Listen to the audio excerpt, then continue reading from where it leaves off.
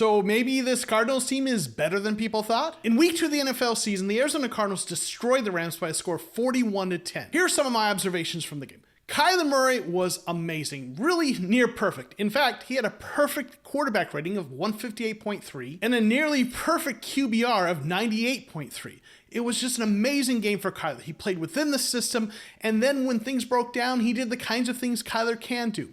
He didn't have to play hero ball all day, but on the occasions that he did put on the cape, amazing things happened. Kyler also completed all 5 of his deep passes of 20 yards or more.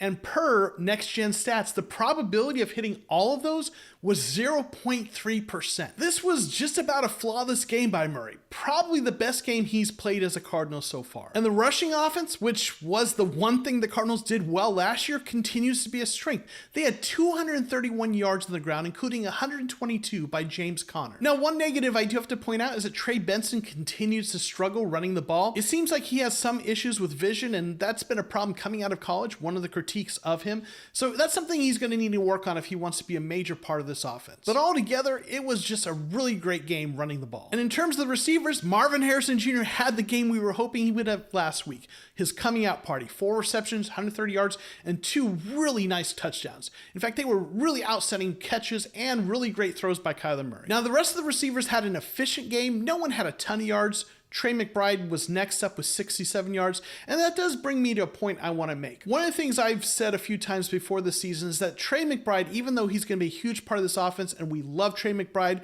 I think his stats at the end of the season are going to look kind of similar to last year.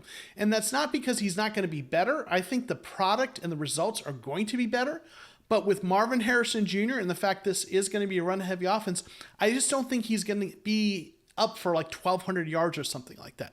But he's still going to be a huge part of this. He's going to make big plays like he did today. The story I want to make sure doesn't get lost is how good this defense was today. They gave up only 10 points and 245 yards, only 53 yards on the ground, including only 25 yards to Kyren Williams, a guy who's had massive games against the Cardinals in the past. Now, I know the Rams were missing some key players on the offensive line, and I also know game script kind of took them out of running the ball. Those things do matter, but the Cardinals defense played a solid game, especially in the pass rush. They had 5 sacks, including 3 from Gardeck. We knew the offense was going to be there for the Cardinals at some point. The big question was going to be, how could this defense step up?